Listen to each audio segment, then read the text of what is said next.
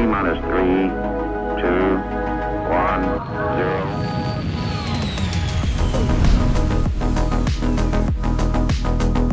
0. Hello, friends. Welcome back to the Launch Sequence podcast.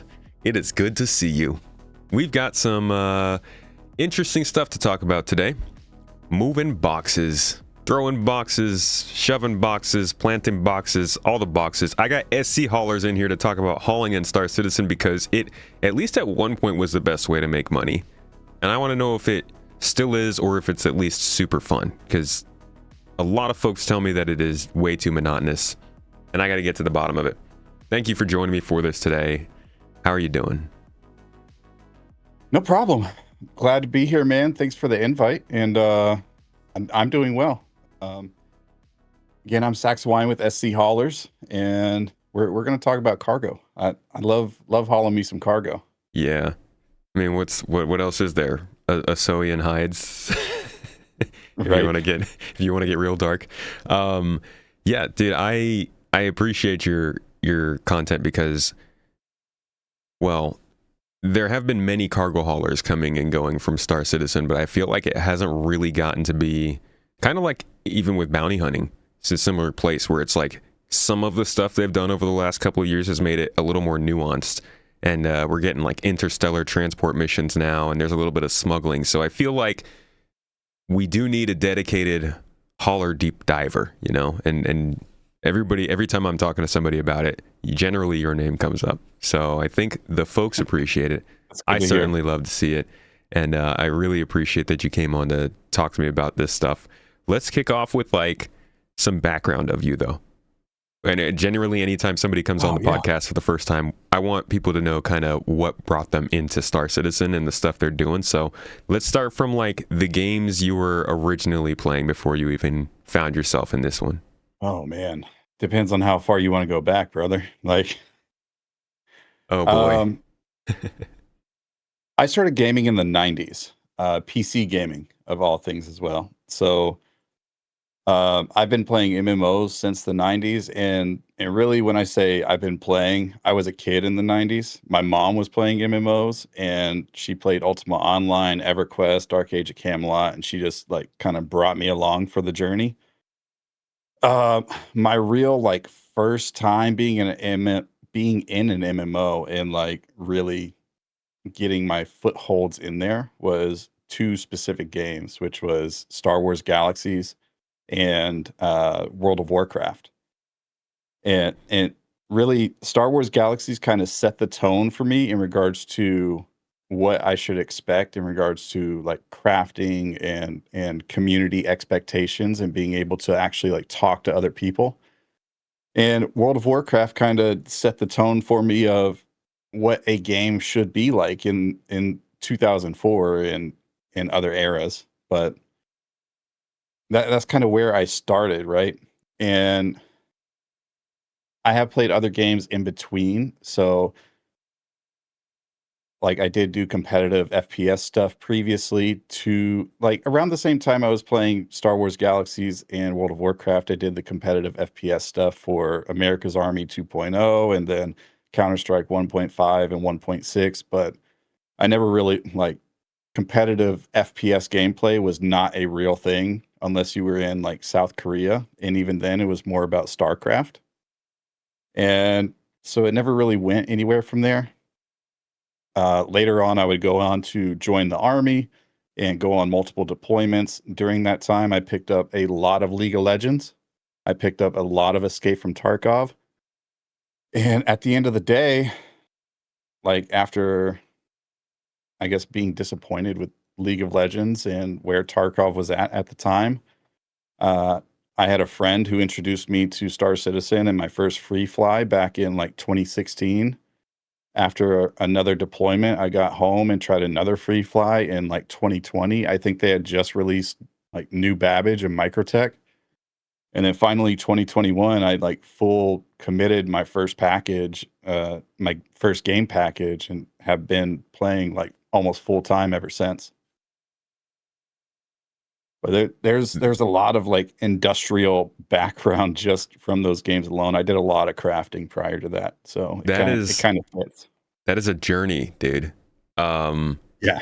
But I hear a lot of people touch off in that Star Wars Galaxies on the way to Star Citizen. It's definitely, they come kind of in the same vein. Would you say you're looking for the same experience you got in Galaxies from Star Citizen, or do you not connect to those two very much?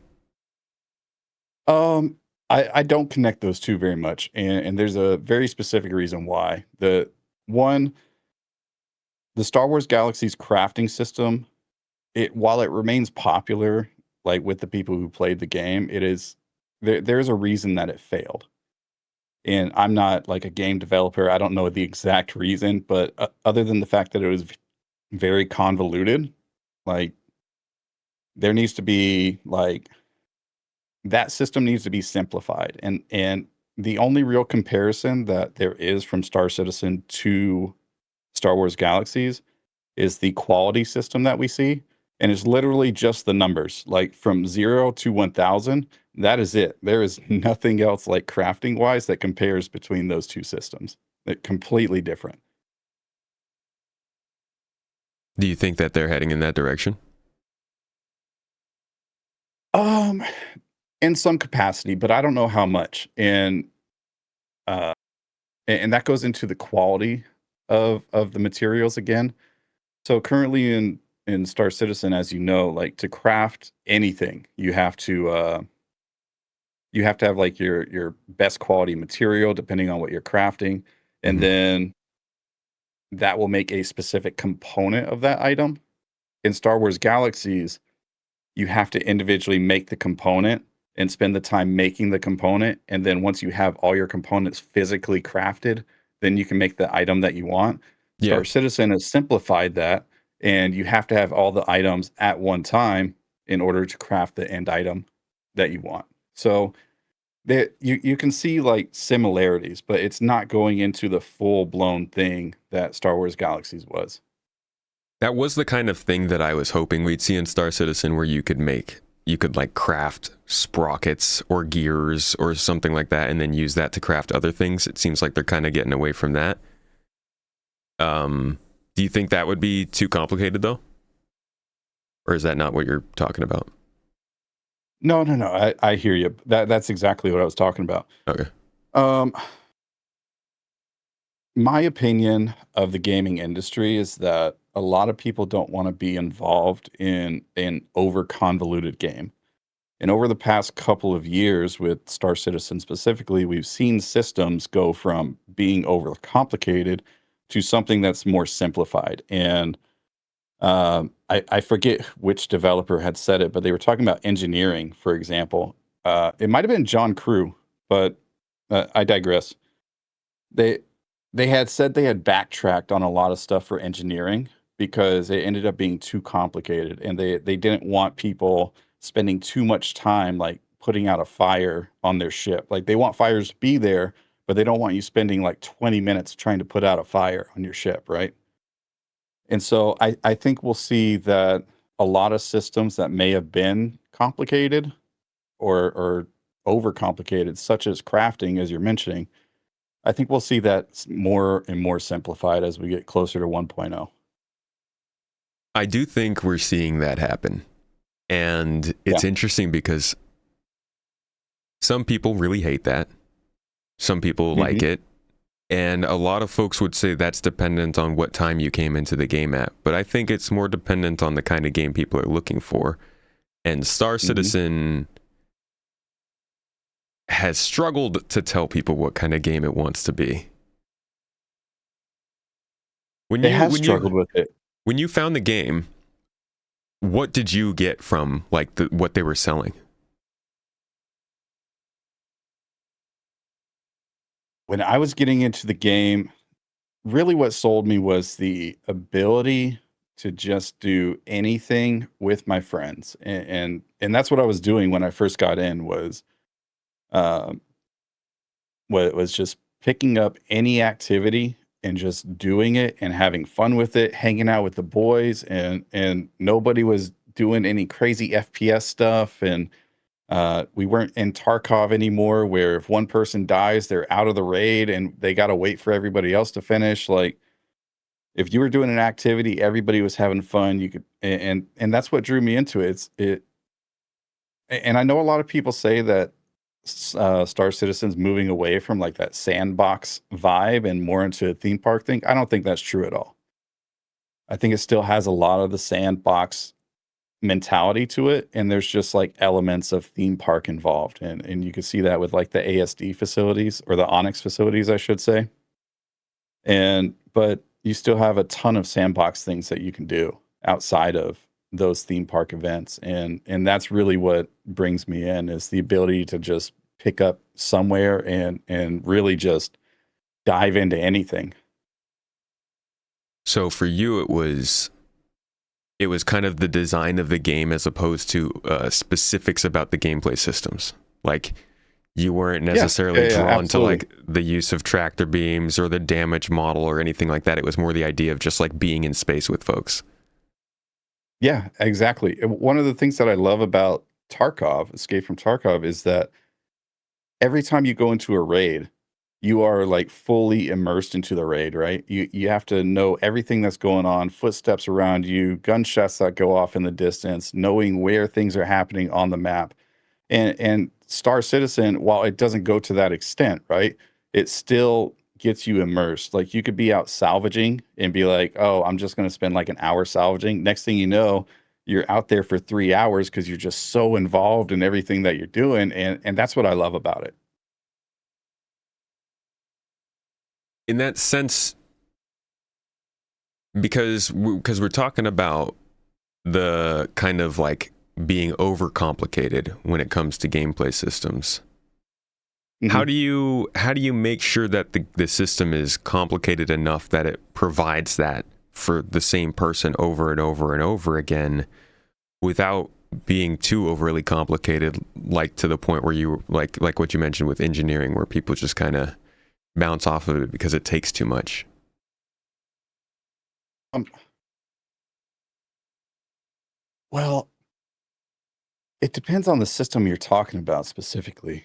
Uh, Let's I mean, this is a great way to get into cargo hauling. Let's talk about like the loop of cargo hauling and the complexities there. well, the thing about hauling, and this is hauling, in my opinion, in regards to the complexity of it, I think it's actually quite balanced in the current state that it's in regards to its system and how the systems play out.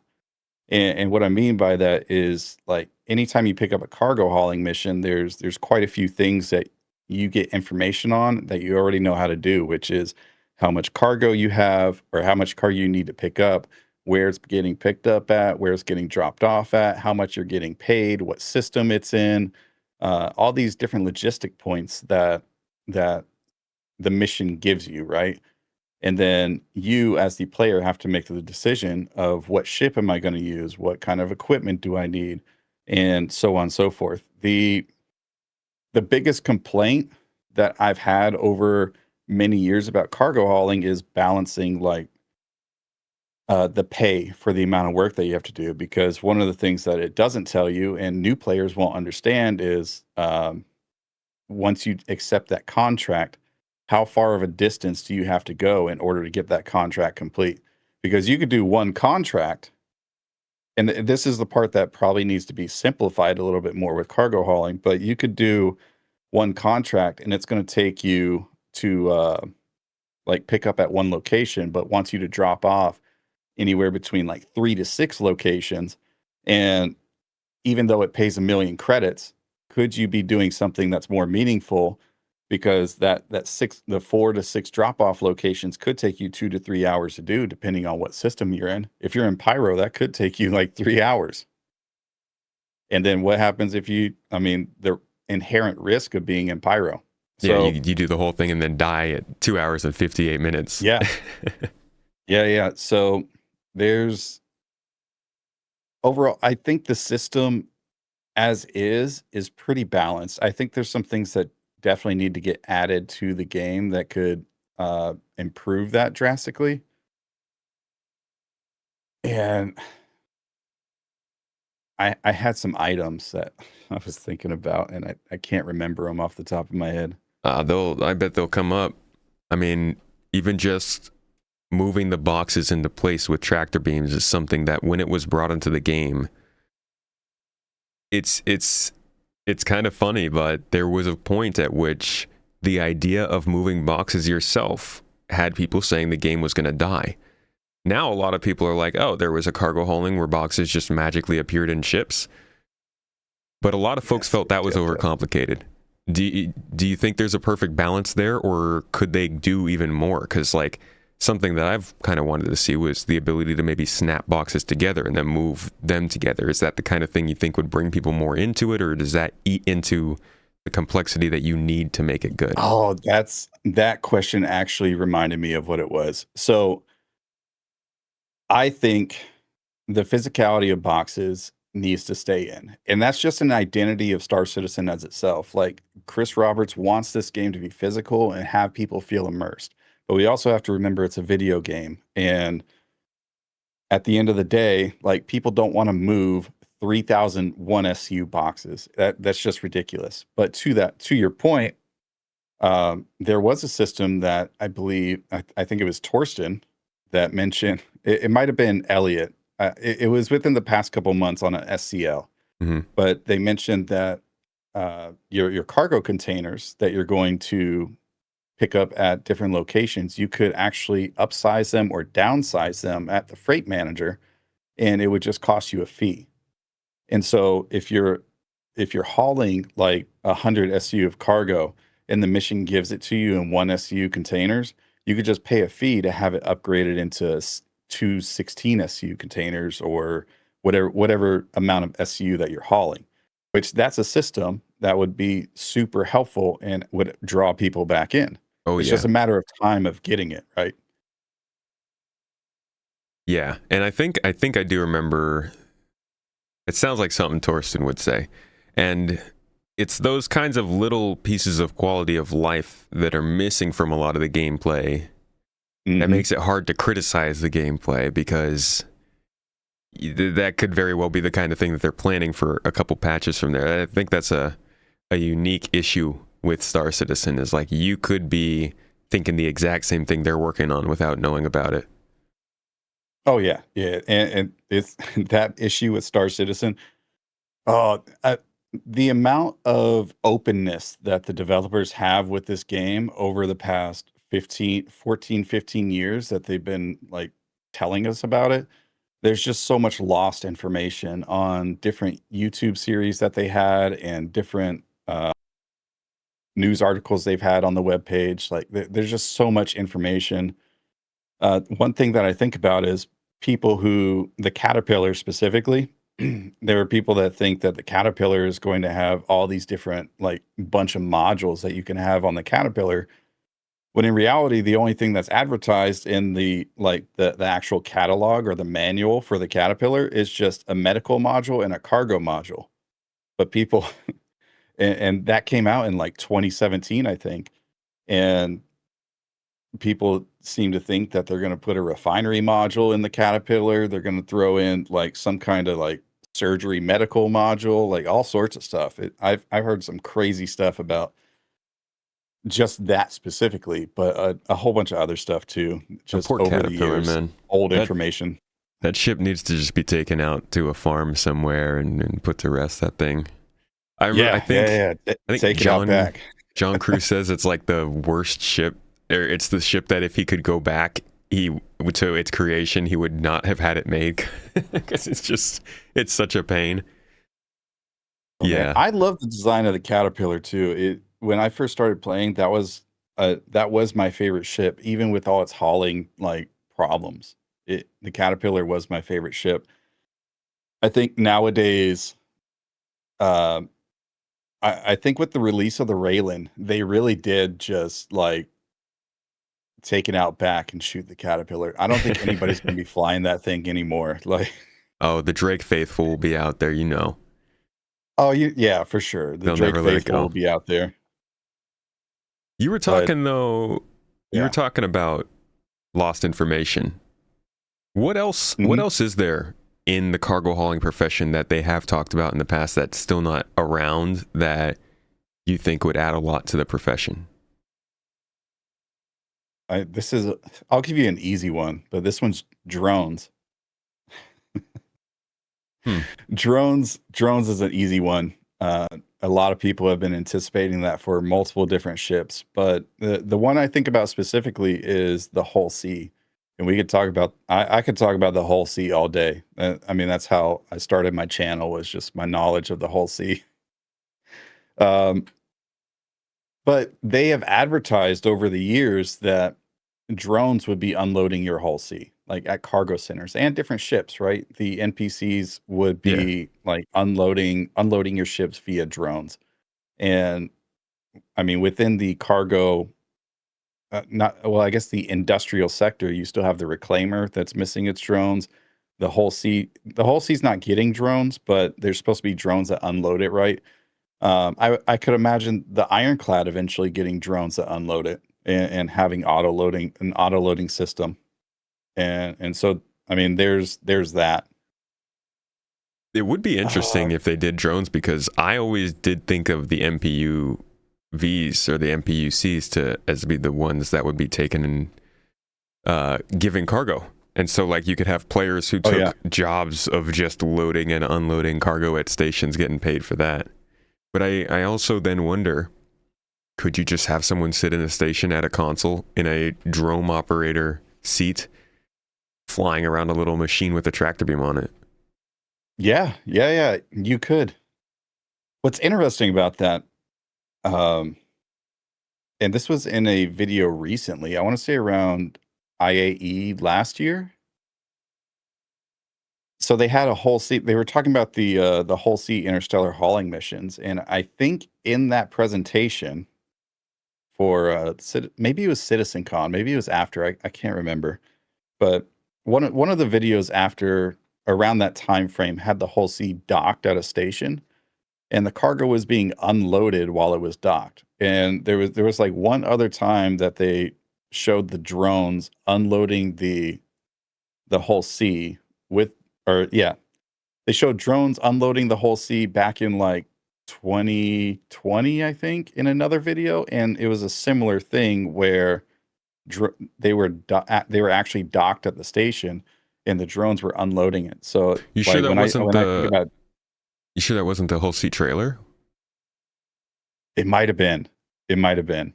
Because those were the MPU, those are the Argo ships that were flying the cargo back and forth in that one. I do think there might have been drones in the space station building video that they released. Maybe the part where they're building the space station up in orbit.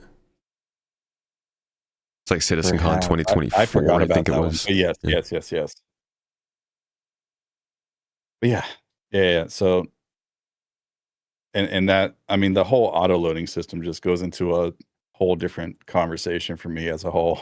Well, that's something I actually really wanted to get your opinion on, is auto loading in populated centers versus outposts not having the services for it, versus, and then like specifying your specific routes based on whether our auto loading is a thing or not. Is that something you think should be a kind of like variable in the game, or should they just be like, hey, this is a video game, auto loading should be available everywhere, people should always have the chance to skip out on having to do the boxes themselves? I think the auto loading's actually in a good spot. Now, there are some variables to that I think could change, but that's more a personal preference. I think their choice of what they're doing now, where some locations have it and some locations don't, is the right choice. But that's more of lore perspective as well. Like, and the reason I bring that up is because Pyro specifically, you have locations that don't have auto loading, and I'm thinking of like stations like Gaslight or Endgame. Well, not Gaslight. Gaslight has auto loading, but Endgame maybe. Honestly, it's weird that any space station in Pyro would have auto loading services. And that's what I'm getting at, right? Like, why would Pyro in general have auto loading services? Yeah. When the population of Pyro is so small, And then on top of it, it's a hostile environment. And so personally, I don't think Pyro should have auto loading at all. Everything should be done manually. But in a system like Stanton or Terra, whenever we get it, I mean, those are regular civilians working regular jobs at all those stations and on those planets. Why is it that these outposts don't have people auto loading it for you? So that's my perspective. Like a semi truck driver in real life doesn't load his own cargo. Somebody in the warehouse does that for him. Mhm. So I think the option should be there where if you want to load your own cargo and not spend like money on it, uh, that should be totally be your option. If you want to spend like 10, 15 minutes auto loading your cargo, I mean, but be my guest. And I believe they said they were going to implement something like that in the future too, where you could auto load it for a fee. So Yeah. that again, going back to a feature that we're going to potentially get in the future, I mean, that's another one. Yeah. Yeah, definitely. And balancing it, it seems like the best way to balance this game, maybe this is how a lot of MMOs are balanced. I haven't played a lot of MMOs, to be honest. This is my first. But like balancing it based on distance to population centers. So like if you're really far from a big place, they don't have auto loading, they don't have medical services, they don't have as much food to buy or ammo to spare. Like it seems like the natural way they should just go about doing it. And so you get out to Nyx or Pyro, and yeah, you don't have auto loading except in Levski. I bet they love that. Right.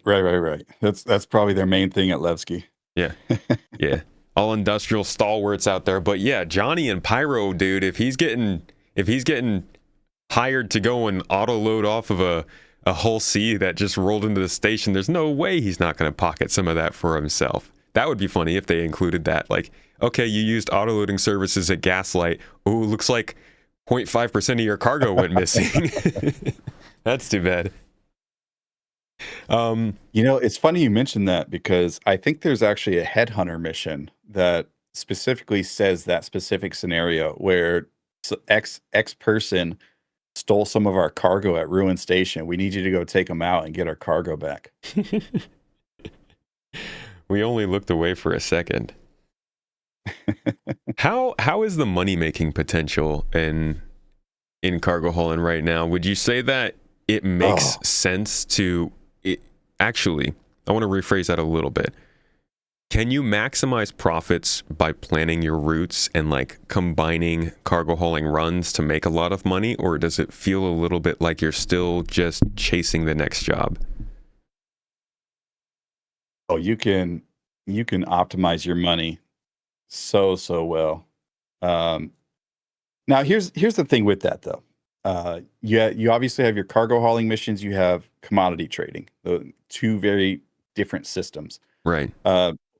To bring up missions first, that is probably the easier of the two to really get them like organized, especially right now. And it makes you a ton of money.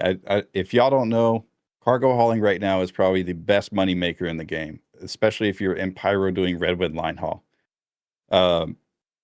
Red Wind Ling in Pyro? Best way to make money right now? Haul in Pyro. Oh, line haul? Best way to make money. Like at experienced rank, those missions are paying out somewhere between like 500 to 750K per mission. And they're currently bugged. Well, I haven't checked in 4.9. In 4.8, they were bugged. And what's happening with them specifically is that all the cargo is spawning at one location. The way the mission works is they want you to go pick up all your cargo at 3 different locations. So like Obituary, Ruin, and Gaslight, right? Mm-hmm. And then deliver it to Ruin Station. And unfortunately, with the way this bug is working, and it's kind of in the benefit of the players because it used to be much worse prior to 4.8 and 4.7. All of it is spawning at one location. So basically, you're going from point A to point B, and you're getting paid 750K starting at like member or experienced rank. And then once you get up to senior rank, you're getting 1 million contracts. Master rank is giving you 2 million contracts. So you can get up to 10 of those, and like you can make roughly, I mean, depending on your, I guess, RNG and if the servers are working, you can make around anywhere between 20 or 10 to like 25 million an hour just doing cargo hauling. That's stupid, dude. I'm out here Yeah, trying to make yeah, a yeah. million. I'm in the wrong It's business. insane. It's insane. But that's and to that point, before 4.7, 4.8, and well, actually 4.8 and 4.9, I thought the missions were balanced, like on pay scale for what you were doing. I thought they were very, very good. They paid well in Pyro. They paid more than they do in Stan, which is something that I always wanted. It was Okay. not always like Yeah. that. Logical. Yeah. So you get paid more in Pyro, which makes sense. The pay that you got was quite balanced for the amount of work that you had to do. But the issue with doing them in Pyro was the missions were bugged much, much worse than what they were in 4.8 and in 4.9. So it was really hard to do those. So everybody generally just stayed in Stan to do cargo hauling missions. Hmm. And so um yeah, I don't know. I bring up the balance thing with pay. Before 4.8, it was balanced. I felt like it was good for the amount of work you have to do. And coming into 4.8 and 4.9, where these contracts are paying you millions and millions to do it, I think CIG's intentionally raised this to get people to do it so they can do more bug fixing. So I would Hmm. not expect these prices to stay what they are currently for doing these missions. Now, these But aren't interstellar missions, right? These are missions you get and keep in no, Pyro? no, no. The interstellar missions did get an increase in pay as well, but they are not near as profitable as any of the missions in Stan or in Pyro. So yeah, yeah, yeah. You know, Um, I would love if you could see the contracts on the map. Like, you could see where different hauling missions were being given on the star map. Do you think that's too much of an easy mode for haulers to kind of plan your route? um,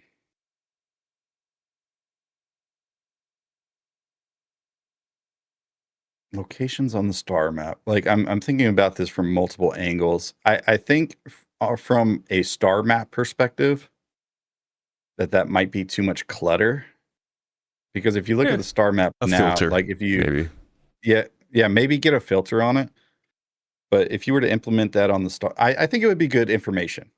But on the star map specifically, I think it's too much information. Mm, So, like, I think it would be good for haulers to know that they can get missions at different locations.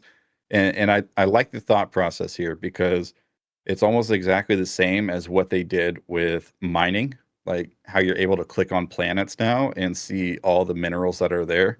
The yeah. list may not be accurate, but similar concept, right? Yay.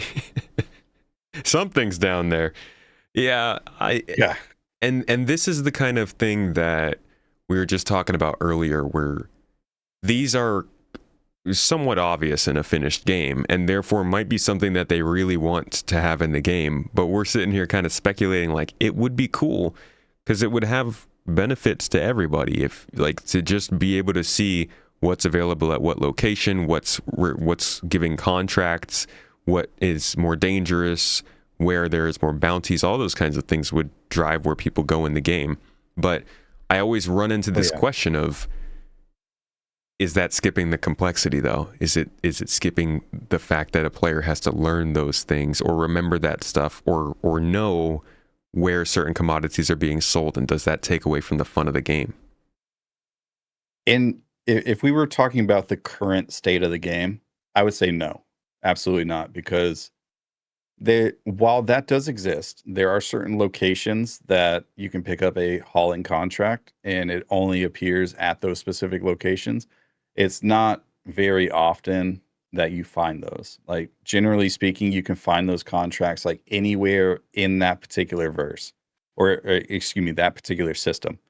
So if you're in Pyro, generally you can see all the Pyro contracts, and then maybe if you go to Ruin Station, you get like 3 extra. There's not a whole lot of variation right now. So in its current state, yes, but I'm not sure where they're planning on going with the missions in the future. Yeah. So I wouldn't wanna commit to that in the future. Yeah, that's Um, always the difficult thing, is if they do something now, they're going to have to deal with going back on it later. Right. As for commodity trading, that is entirely different. Doesn't make you near as much money, but let me tell you, it's a whole lot more fun. Okay. Why is Especially if you that? do it in Pyro.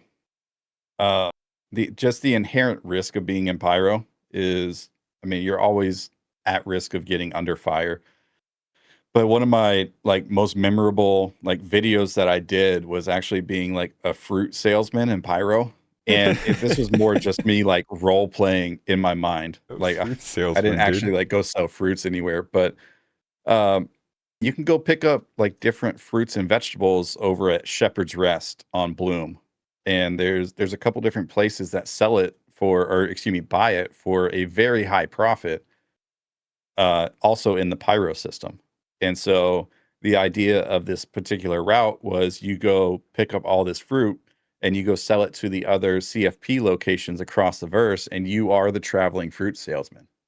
And on multiple occasions, I have been attacked. I've gotten away sometimes. I've been killed sometimes, and it's a lot of fun. There's a little bit more risk to it, and that might just come back from my Tarkov days of wanting that little bit of risk there. Do you find that the pirates that attack you with when you have the fruit, are they okay with some fruit as like a fee, or do they just end up killing you?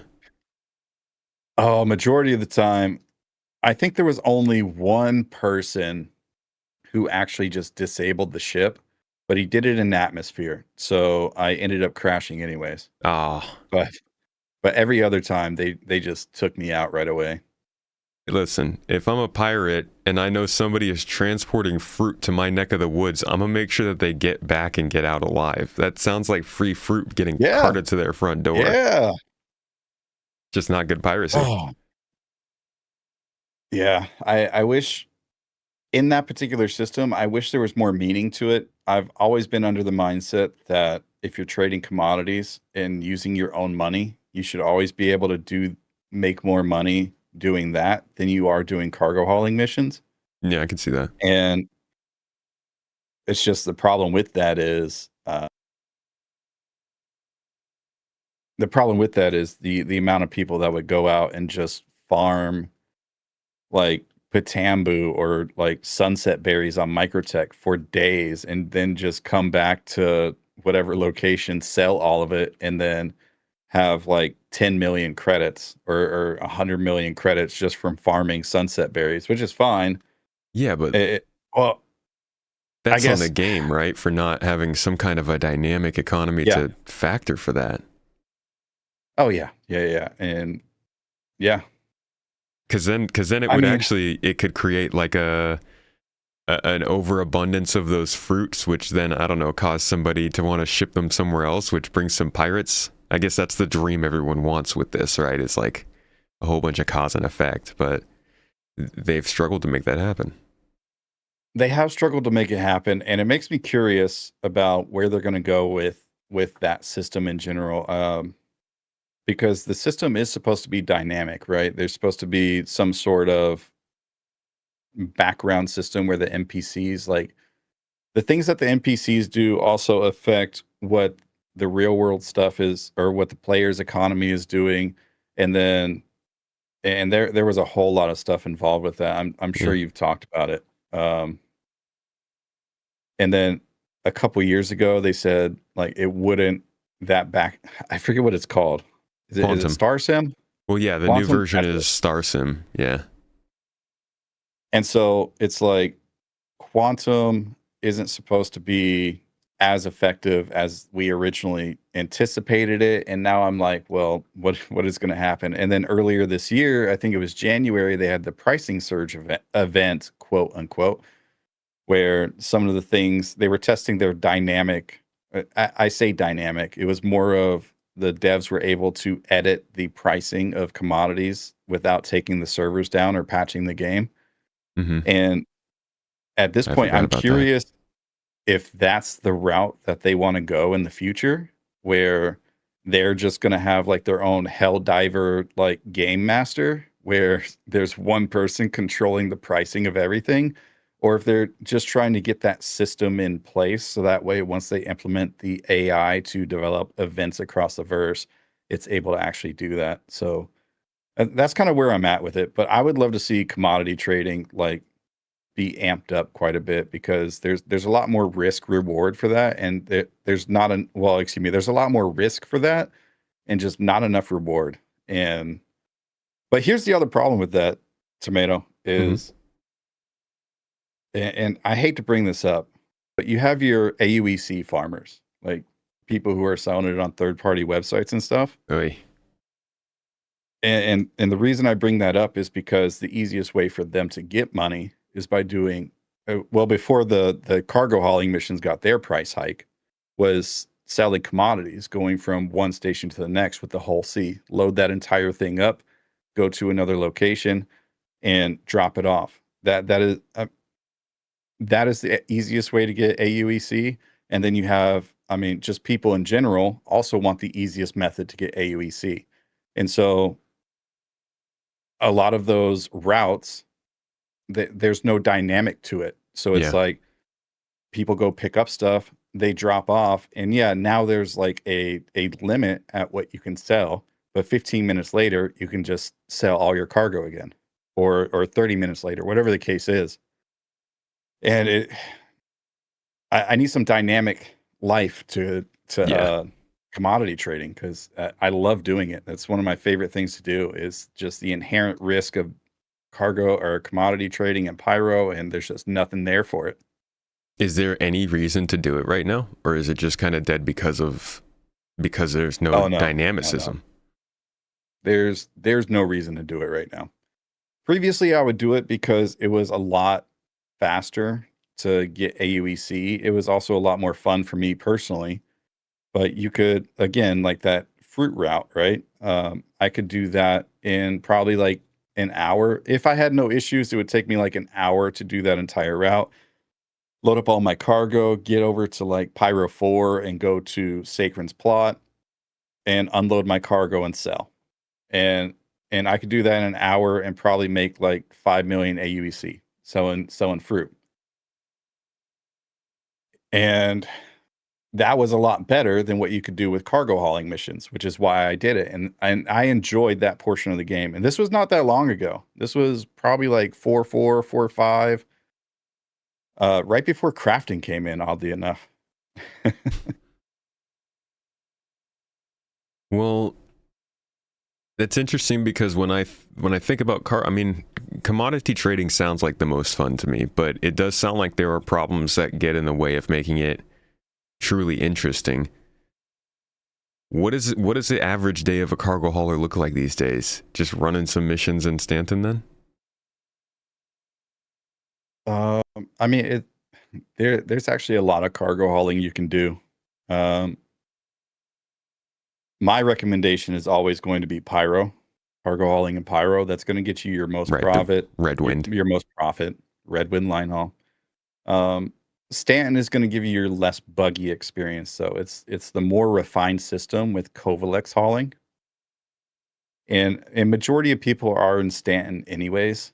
But yeah, to your point, like the average day of a cargo hauler is go from point A to point B and pick up your cargo, drop off your cargo, and then there's not a whole lot else in there. I like to make things more difficult for myself and give myself a challenge.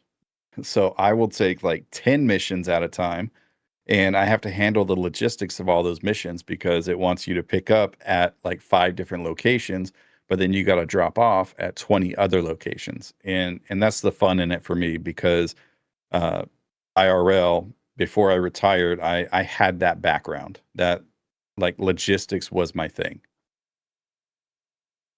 So making it about thinking through the strategy is a big part of what makes it more fun.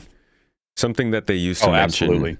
something they mentioned a little while back, was like different types of cargo, hazardous cargo, and it's kind of something they've experimented with a little bit. But do you think that, like, what are some types of maybe cargo you think could be added into different situations to make it actually better than just like you said, literally just getting a box, putting it in your ship, flying to a station, taking it off your ship? Oh, I think the first thing that they need to do is add back um, cargo health. And I'm gonna fail a lot more missions when that happens. yeah, Just chucking that's going to be boxes. the first thing. Like a lot of our standard containers they're built for being like pushed around and stuff and getting damaged. So I don't expect them to like get one shot by a P4 AR, right? And then they're damaged, it can't be turned in. But there needs to be some accountability for that in regards to like if it's just not stacked properly in the back of your ship and it's just like clanging around and hitting walls and stuff, that cargo Mhm. needs to get damaged. And that will provide a variable to that where um it's going to make people like think about what they're doing with their cargo more. But also to a previous point we talked about, it's like, are we like, is that too much for the game? No, I think Like, that's definitely is something we should have. Because, yeah, and well, I don't know, that's with like, sorry, go ahead. I'm gonna say just real quick, if I were to add cargo to it that has more hazardous material, cargo health is going to be my first thing. The hazardous cargo. So I'm thinking like data trine from Supply and Die. Add data trine or something similar to it. Let our liquid chemicals that we craft now, or we haul now, like hydrogen, nitrogen, let those like leak out, and gas leaks might be a little too much, but give those a chance to like explode, right, and Yeah. cause damage internally to the ship or something like that. And so I do think, me personally, I think that we should have those. So don't get me wrong, but I am bringing up the idea that what if it is too difficult for the average player that can only play for like an hour a day, right? Works a Yeah. 9 to 5, can play an hour a day, and like is hazard cargo with cargo health too much for that person? Well, let me ask this. If the person who doesn't have the time to get to that gameplay can still, if it, should that person be able to play everything the game has to offer? Actually, not even play. Um, Let's say, man, that's hard. Not play, well, obviously, but like master. I have a thought Should, in my head. sure. I have a thought in my head about this. Yes, but no. Yes, but no. And I go back to World of Warcraft for this. So there was a time period when the only way that you can get to an end game dungeon or a raid was if you were with a group of people or a guild or whatever the case may be, and they went into that raid as a guild.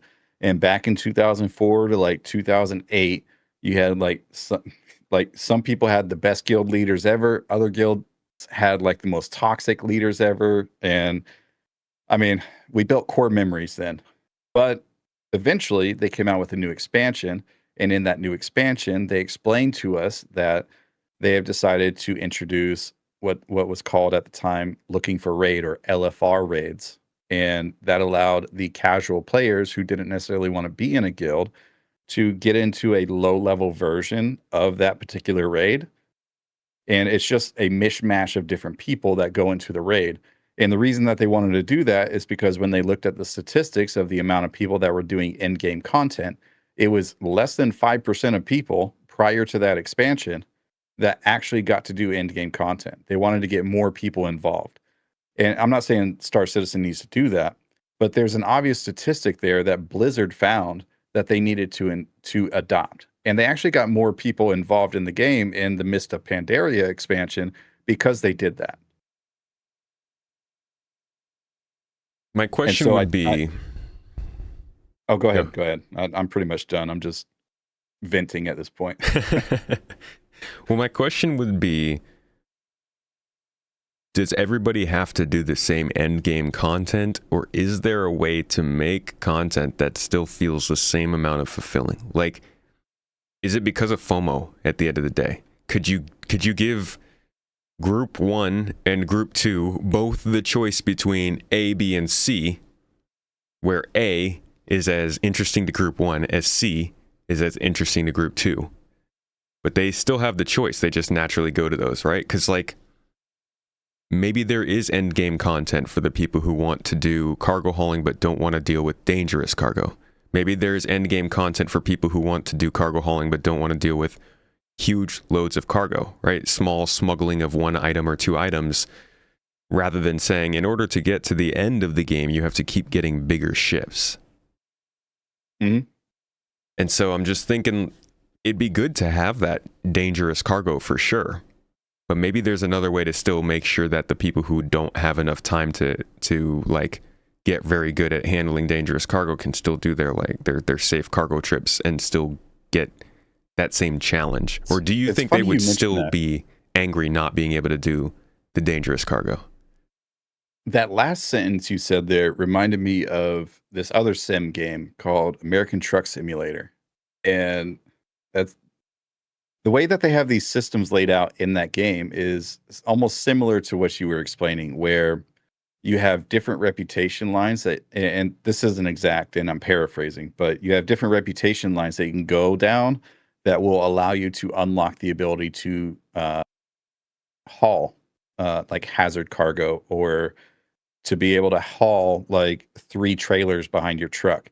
Mm-hmm. And I'm not saying they need to do that with ships, but if you do it from like a cargo perspective, where like let's use Rico Battaglia as an example because she's new. Let's say we go down a hauling line with Rico Battaglia, and she gives us the capability to unlock hazard cargo, higher paying hazard cargo at master rank. Mm-hmm. But then our standard Covalex hauling in Stanton is just normal cargo. Let's say lore wise, and I don't know if this is true or not, but Covalex doesn't handle hazard cargo. They just handle the day-to-day stuff.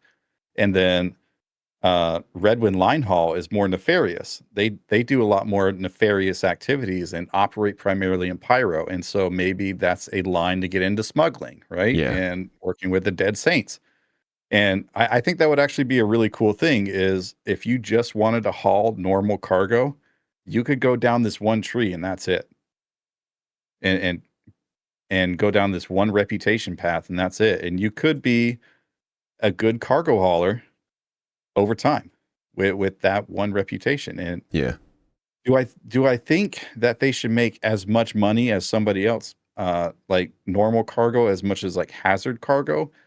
Probably not, but it depends on the value of the cargo too. Because if somebody is hauling like a whole sea's worth of nitrogen, which is technically hazard cargo, I mean, that's not going to be worth more than like titanium, right? So there's plenty of hydrogen. There's not as much titanium that's available. right.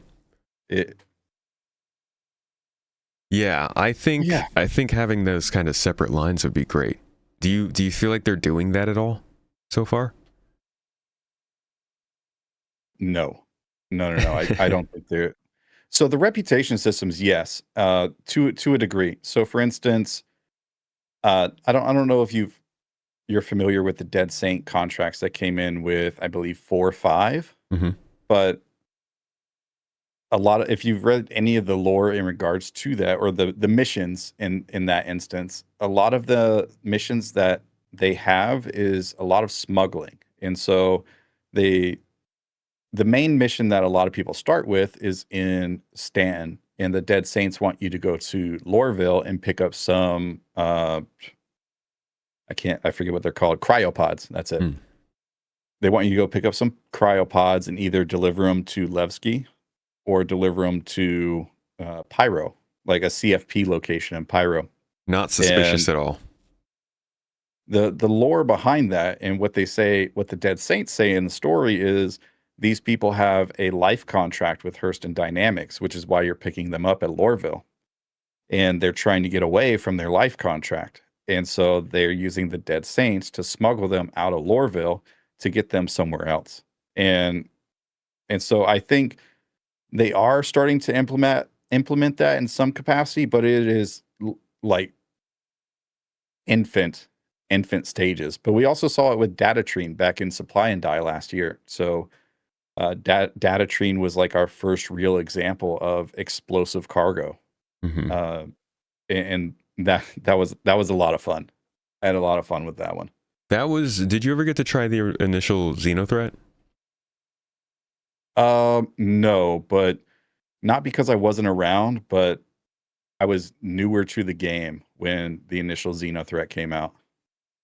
That was the first time they introduced any of the like different kinds of cargo, like you can't quantum travel with this cargo kind of thing, or don't bump this around too much. Oh, okay. And I genuinely thought that it was only going up from there. It's been interesting to see that since then they did their destination adventure uh, presentation at CitizenCon 2023, I think it was. And they talked about cargo and the different types of cargo there would be. And I really thought that they were going to keep going in that direction with more dangerous cargo, with refrigerated cargo, with all that kind of stuff. We haven't really seen it yet, though. It's been a bit of a bummer. And that's, I think, what's kept me from really jumping deeper into cargo hauling, because I love the tractor beam gameplay. I love the vibes with my friends just chilling and going through space, but it still feels very repetitive. Doesn't feel like there's enough variation yet. It is. And going back to the inherent risk thing of like being in pyro, another piece of this is one, I just want to say I support piracy. It is a form of cargo hauling, and I support it. Uh, but the reason I bring that up is because like cargo hauling missions that before 324 came out and the freight elevators came out and cargo hauling missions, one of the great things about commodity trading was, and this was like, I want to say 318, we still had unphysicalized cargo except on the salvaging ships, and everything else was still unphysicalized. So it would just like random magically pop up on your cargo grid. Yeah. And then I think it was like 319, they finally added physicalized cargo to the cargo ships. But somewhere around that time frame. Uh, I think I lost my train of thought. Holy cow. You were talking about the physicalizing of the cargo back when they were doing now I've lost my train of dude, what the heck? You just like sent it through the microphone. Something about cargo and boxes. Well, we were talking about just the idea of physicalizing the cargo and the danger of bringing that through pyro, and how variation between the different missions that you wanted to run. I got it. So yes, so piracy with trade commodities. I mean, there was always a way to get via piracy. There was always a way to get money from a cargo hauler, because they would always have, after like 319, they would have a ship that had cargo on it that you could steal, and either you could steal the ship or you could just take the cargo off the ship.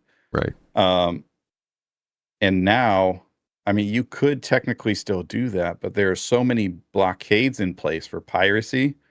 Like, even if you do find a cargo hauler with decent cargo on it, and there are a few missions that have decent cargo on it, all that good cargo sells at a discount of 75%. So that, like, it's not worth it. It's not worth it at all. And because cargo hauling missions have taken such a precedence over trading commodities, especially the past couple patches, nobody's doing commodity trading. So it's like piracy has been like dead in the water ever since then. And that, I mean, technically, even though they're the bad guys, right?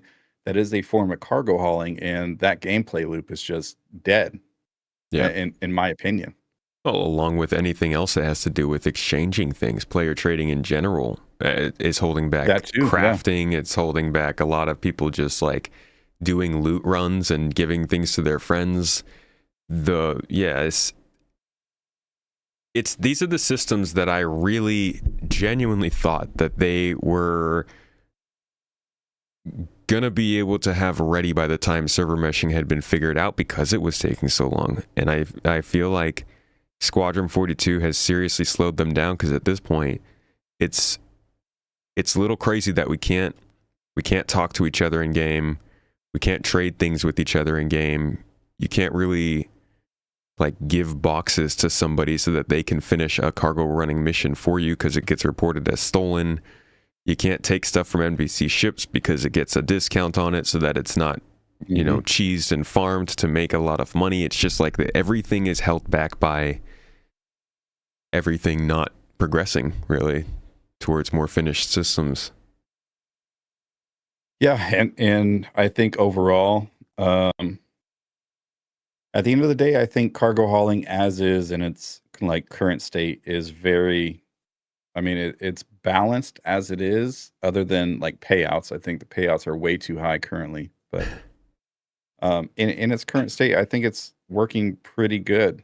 And what's really missing is just future systems that we know are there, and we're just waiting for it. You like where it is though in terms of the gameplay? Yeah, like in its current state, I like where it's at. But again, like it's I don't know where it's going to be at in 2 years, and I might have a different opinion in 2 years than I do right now. But yeah, the way the game plays currently, and the way that they have it in game currently, for what it is good. But I want it to expand. I want it to go further. It definitely needs more polish for sure. There are quite a few bugs that they've been working out, and I know 4.9 just came out. I haven't had a chance to cargo haul in 4.9. But they had a bunch of freight elevator bug fixes. They had cargo grid bug fixes, all sorts of stuff. So, yeah, Dude, I didn't a lot of even polish ask needs you. to be done. There's a bunch of future systems that need to come in place, and that's what I'm looking forward to is that stuff. I didn't even ask you about freight elevators. That's like the biggest problem with cargo hauling. It's eating people's cargo, so they don't even trust taking these missions. Have those been working at all? I know you haven't gotten to try in 4.9, which is what people are waiting for, but I've heard enough to make me not want to go to any freight elevator at all. Is it really that bad? I think it depends a lot on the server that you're on, and you can say that for any system in the game. It depends Yep. on the server that you're on. Some servers were good, some servers were bad. What I can say is 4.80 came out, and it was absolutely horrid. Just horrid. I think we all know Yes. that. Can confirm, yeah. 4.81 came out. 4.81 came out. It was a little bit better, but still a lot of problems with freight elevators. 4.82 came out, and almost all of my problems with freight elevators were gone. But caveat to this, I was in Pyro at this point. Like I had finished up my Kovlex grind. I was in Pyro doing Red Wind line haul. And there's not a lot of people that go out to Pyro. And so generally the servers in Pyro perform a lot better than they do in Stanton. Majority of the population still resides in Stanton. And so my experience in Pyro for 4.82, I rarely had an issue with freight elevators except at Ruin Station, and only the external freight elevators. Never the internal ones. And then 4.83, I had no issues as well, but also with them introducing the Xeno threat stuff and the amount of desync that was in the game, I kind of took a break during 4.83, started playing. I'll be honest, I was kind of spoiled during 4.83. I played a lot of different games. Like a lot of different patches came out for different games I was playing, and it's been a lot of fun. There's still Nice. more games coming. Side note, gaming as a whole right now is spoiled, super spoiled. There are so many good games coming out this year. Isn't it crazy? Yet the industry itself is just like in the worst freaking place. Yeah. Firing Yeah, absolutely. half their people. It's so crazy the way that the gaming industry is right now. It is But that is crazy. nice to get some other games in. I think 4.8 was one of the best patch cycles to do that. Go touch grass and other for games. Sure. For sure. So the freight elevators have blessed you. That is wonderful. It sounds like for most people, the top thing you should be doing is staying in Pyro, staying away from people. Which we're good at that. We're gamers. We're not. Yeah. People. Stay away from people. Yeah. Go touch your grass. Stay away from people. All right, I got to follow up then and ask, what is the Okay. best ship for cargo hauling right now? Oh, brother.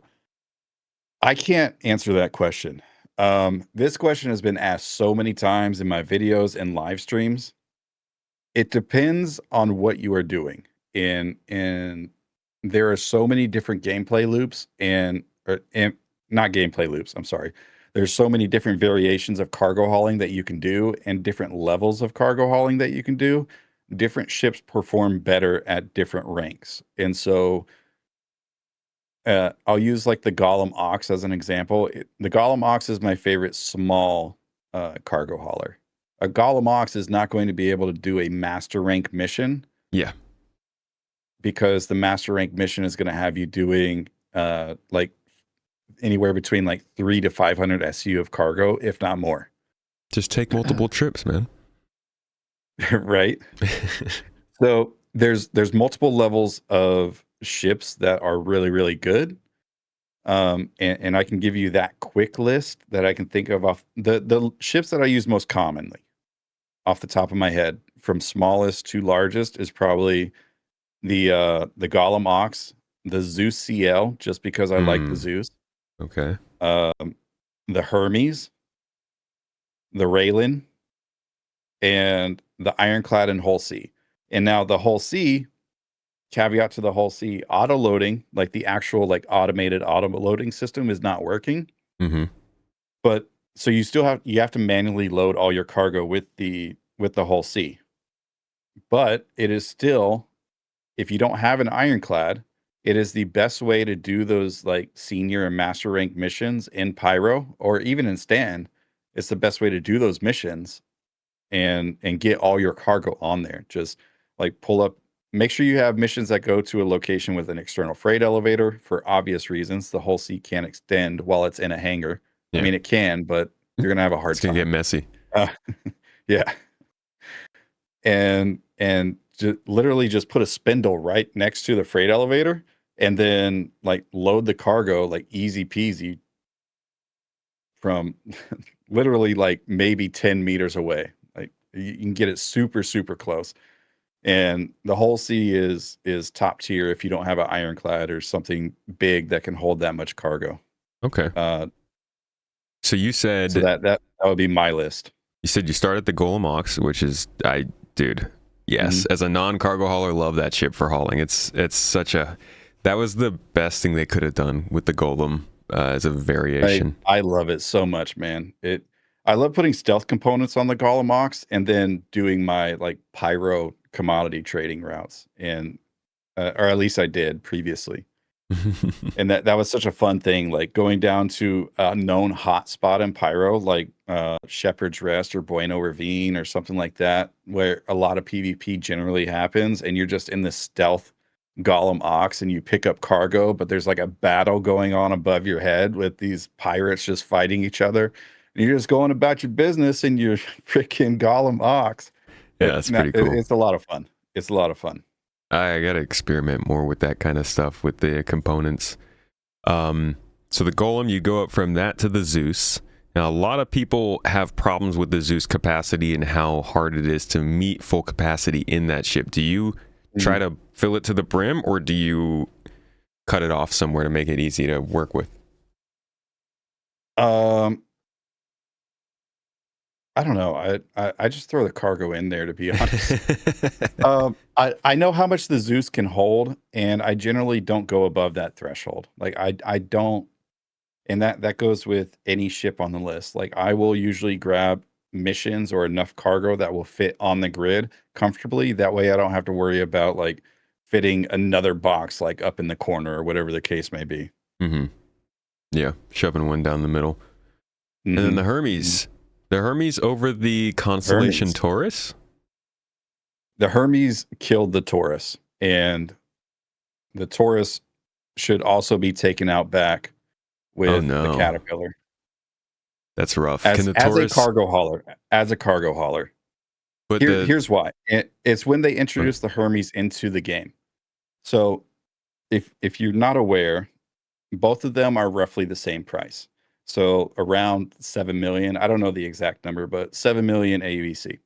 I appreciate that you The say the Hermes price in holds. AUEC. Thank you. You're welcome. um, the cargo hold of the Hermes holds roughly around 288 SCU on the grid. And if you go off the grid, it can hold roughly around 5 to 600, depending on what size boxes you're putting in there. Jesus. Yeah. You can fit a lot of stuff into the Hermes. Now, the downside of the Hermes compared to the Taurus is that it doesn't have the weapons that the Taurus does, the 4 size 5s, right?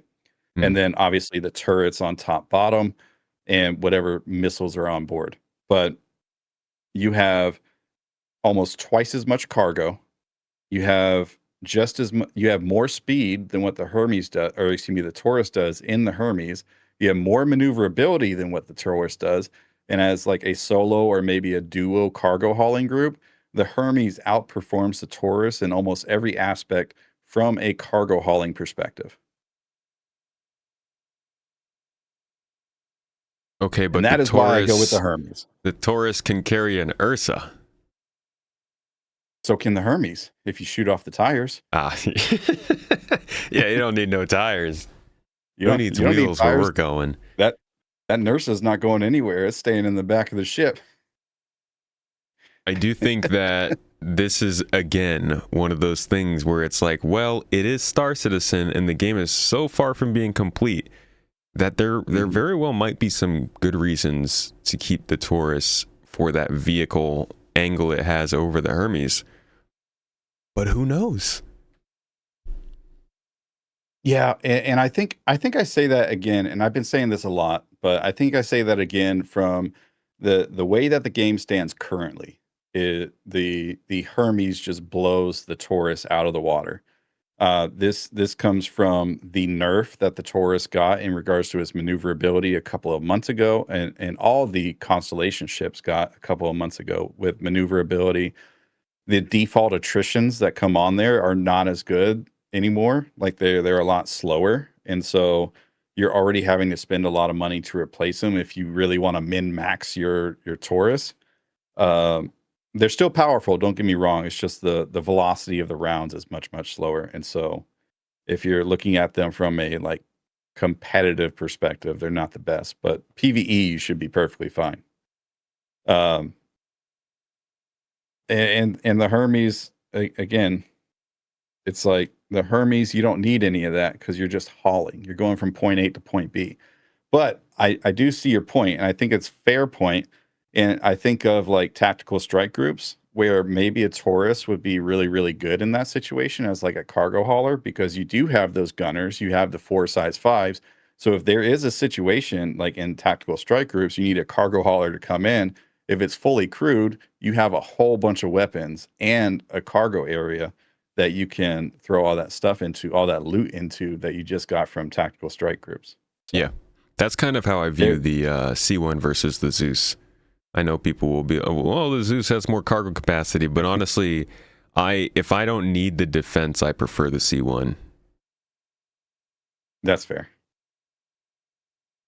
Yeah, and again, the only reason I picked the Zeus in that category is just because I like the Zeus. I like the style of the Zeus. It's a good ship. I like my space Doritos. Like, yeah, I feel you there.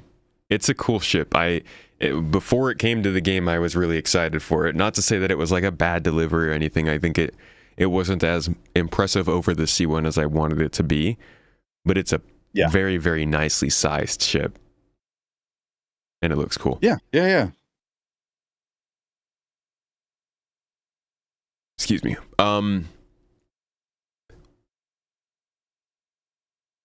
The Hermes, you had mentioned that you mentioned the capacity of it when it came to the boxes based on throwing boxes in extra. But how much is it if you don't do that? Because that's what we had said was kind of the way to go. How much more capacity does it have than the Taurus with the actual? About 100 SCU more. So it's 288 total. I think the Taurus, if I remember correctly, is 174. Okay. Ish. Okay. So somewhere around there. Yeah. Hermes. Yeah, Jesus, it's about 100 more if you're just so going on cargo grid. I really do think the Hermes only happened because they realized the Apollo wasn't going to sell well as a medical ship, which honestly, You it know, works better as a cargo ship. I've been using the Apollo quite a lot frequently with these Battaglia missions that came in, Hmm. just to have a ship there because I've been doing the FPS stuff, not the actual industry stuff. I am an efficiency player, so I want to do things the most efficient way I can, and salvaging and mining is not very efficient when you're trying to grind reputation. That's true. Unless you're doing the scanning ones. If you just go out there and scan a rock and get a mission complete, that's not bad. Oh yeah, that's not bad. I just that got quite boring to me very quickly, so I was like, I'm gonna go shoot some stuff. Totally So understand that. Uh, yeah. to wrap things up before I get to our predictions segment, because we always got to get somebody predictions on the record, what are Mhm. a couple or a few of the best things that you think CIG could do to improve their cargo hauling situation right now? We've talked a lot about like the really big problems that it has and the things that are in their face, but like what are simple fixes that they could do to make even 4.10 better for cargo haulers? Um, We say simple, but like, we don't know.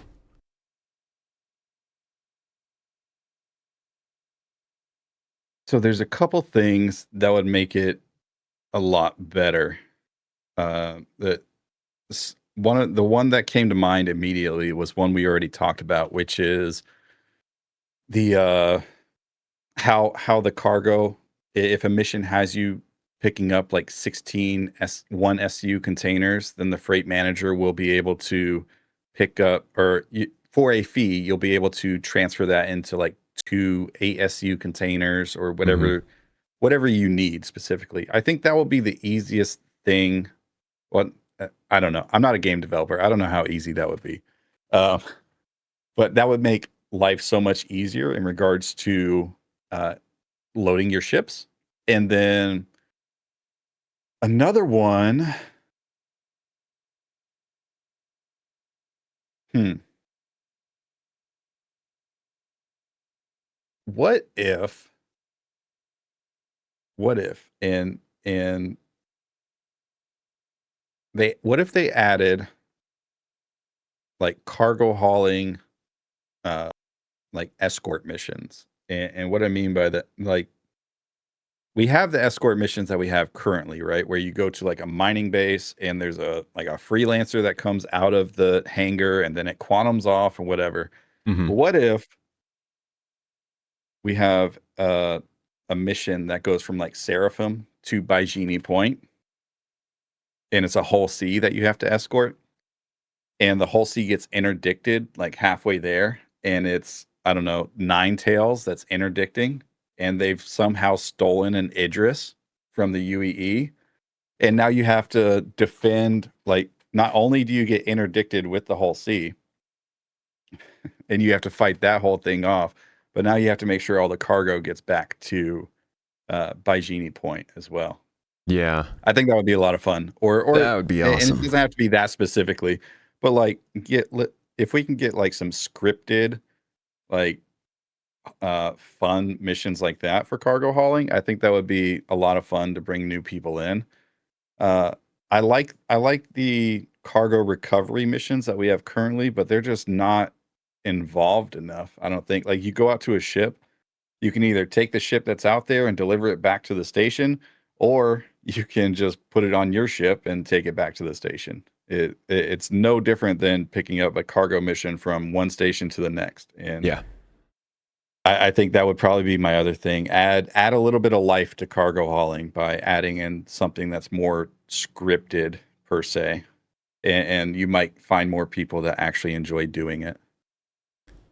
Yeah, I think CIG is they're fun. They're running into some struggles with getting certain types of gameplay to be fun and interesting or varied from their normal gameplay without just throwing more guns into it.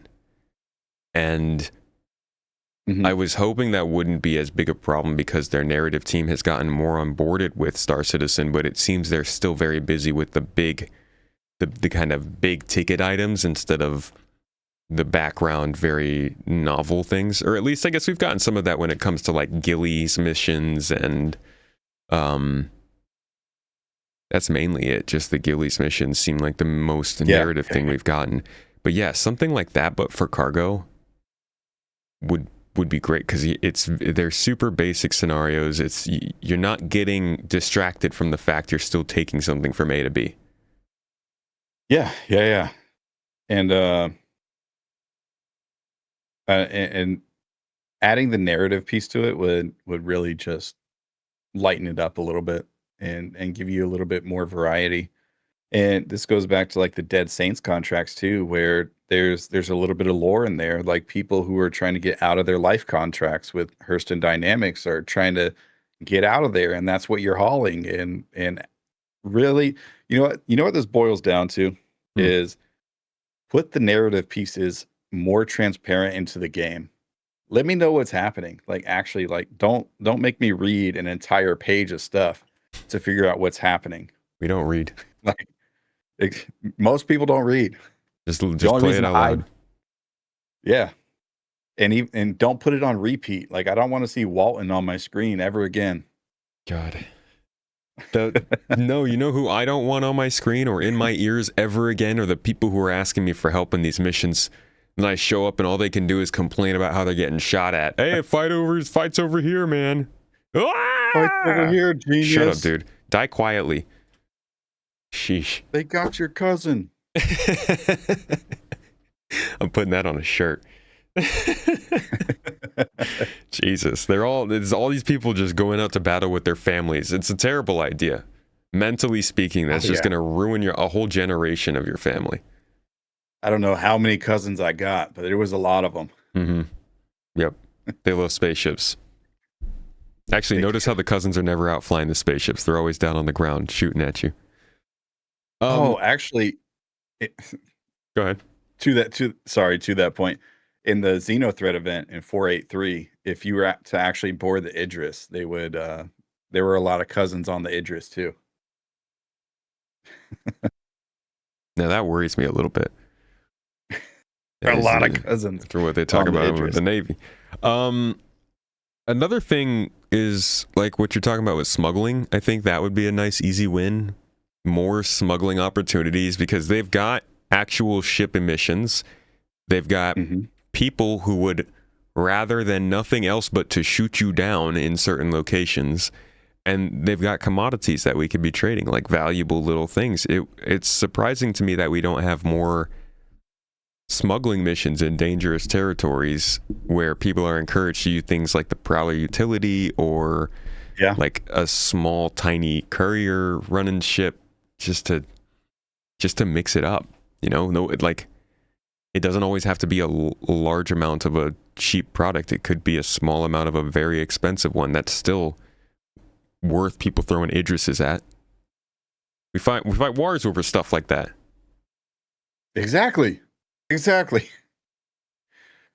I would love to see more smuggling stuff, and the reason for that is solely for the fact that every MMO I played that has introduced smuggling into the game, every single time it's been like a Han Solo perspective, and it's always been one of those things where maybe you start out on a smuggling ship and then you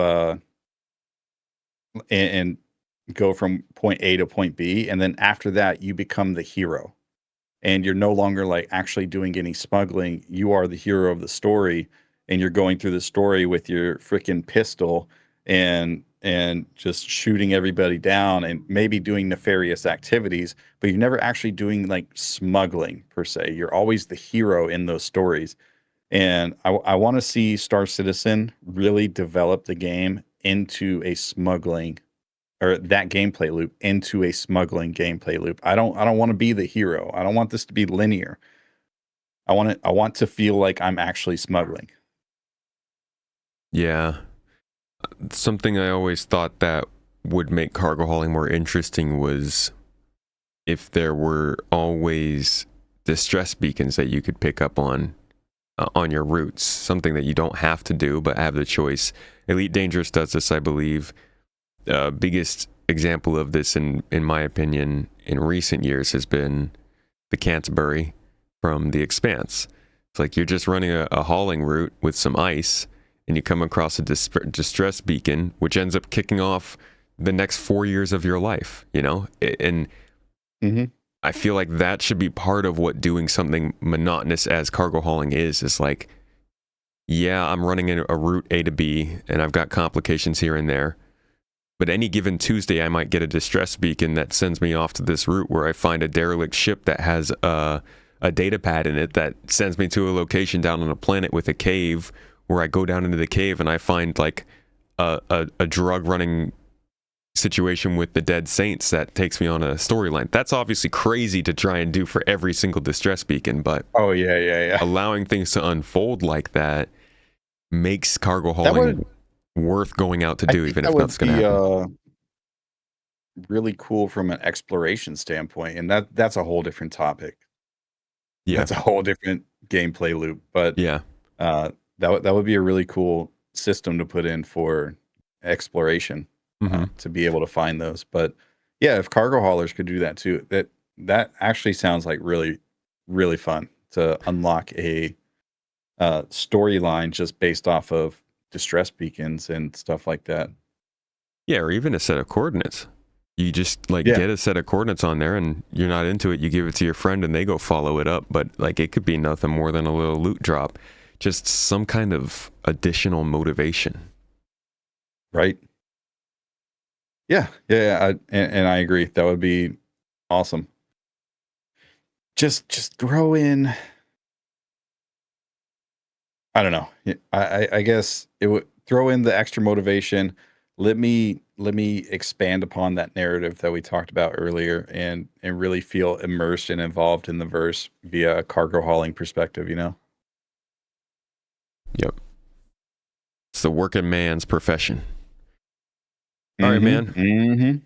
To wrap things up, we've got a prediction segment at the end of every show, so that the next time you come back on, we can either praise you for your brilliance or make fun of you for making a prediction that didn't really come true. Fantastic. I'll go ahead and I'll spoilers. Most of the time, our predictions are not true, so go all out with it. Next 3 to 6 months. My predictions are almost never true either.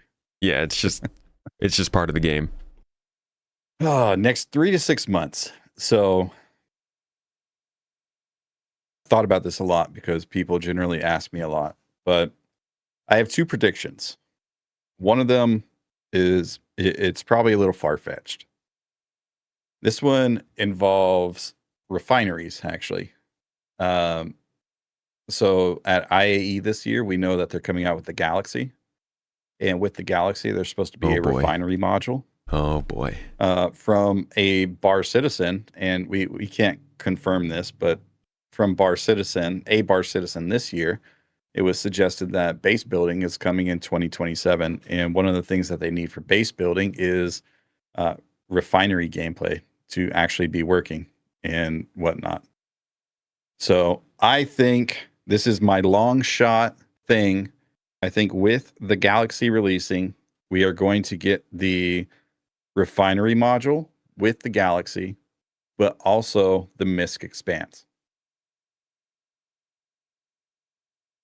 Now, the second prediction of mine is going to be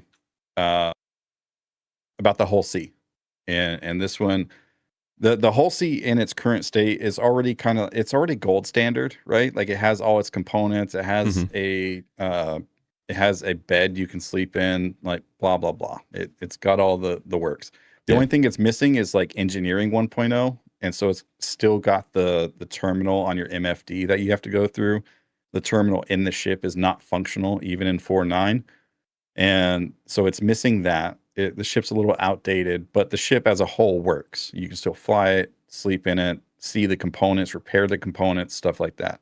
What's not working is the auto-loading system. And what I'm talking about there is the blue box that pops up outside the cargo center that you have to fly into, and then it loads your cargo on there. Its main function. What's currently happening with that is that you contact the ATC. This is how that system is supposed to work: is you contact the cargo ATC, And as you contact them, they'll communicate with you. We're finding a spot for you to load your cargo. They're like, okay, we found it. And then a blue box pops up. You fly into it. And then once you sit still, it loads your cargo on there. And then they'll give you a message saying, hey, we're all done. Go ahead and leave. Or, hey, there was an error. We need you to fix this problem before we can keep loading. But whatever. And that's how that works. That system has not worked for the past 4 months. It has been completely disabled. And because it hasn't worked for so long, and the cargo hauling community, while it tends to be quite quiet, it is also probably one of the biggest communities in the verse. And one of the biggest complaints from the community is that the whole sea auto loading is not working. Oh, I know well. And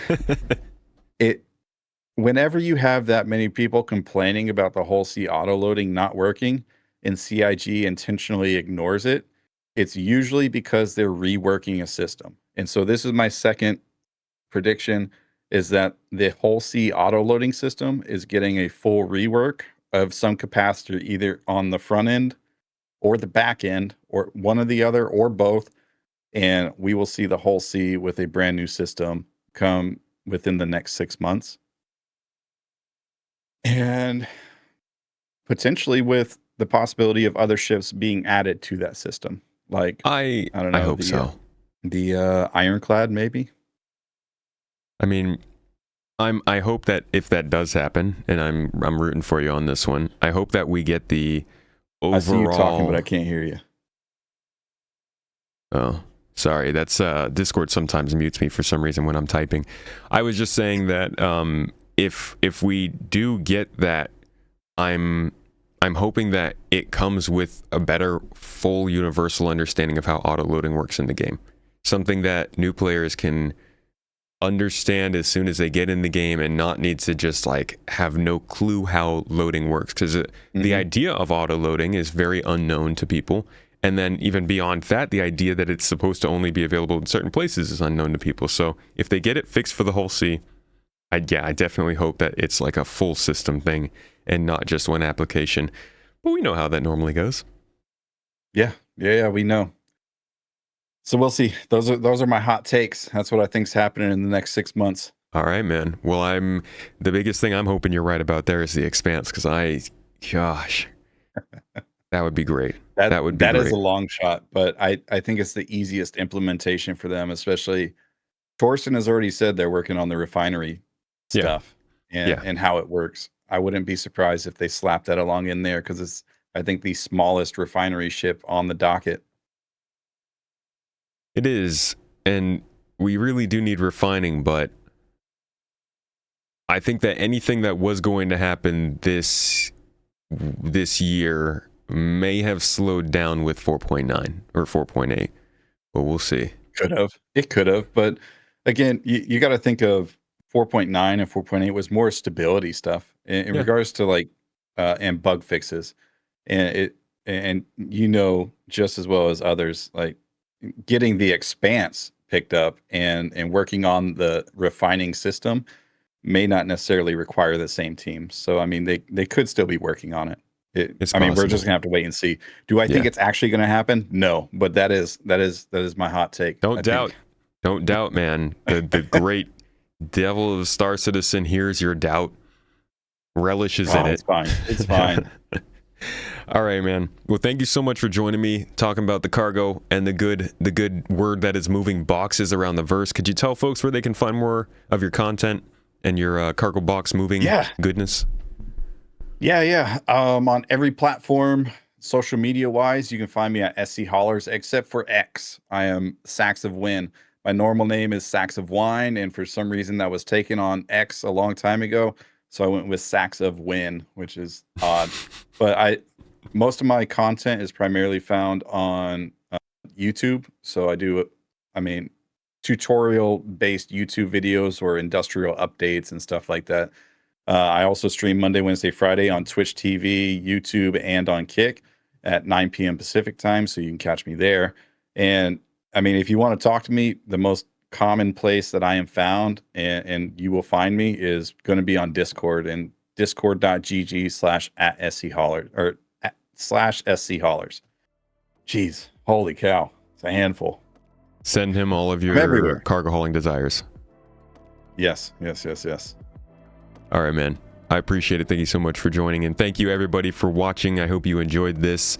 If you enjoy Star Citizen or just Space Nerd Talk, we generally will pick up another space game when it comes into the news and we find it interesting. Most of the time, we're talking, yeah, of course, Star Citizen. If you're still here, you probably know we talk about Star Citizen mostly, but if you haven't subscribed, consider subscribing. Give it a little follow. If you're listening on Spotify, maybe a review there to let others know that it's a good place to go to listen to nerds ramble on about speculative space stuff.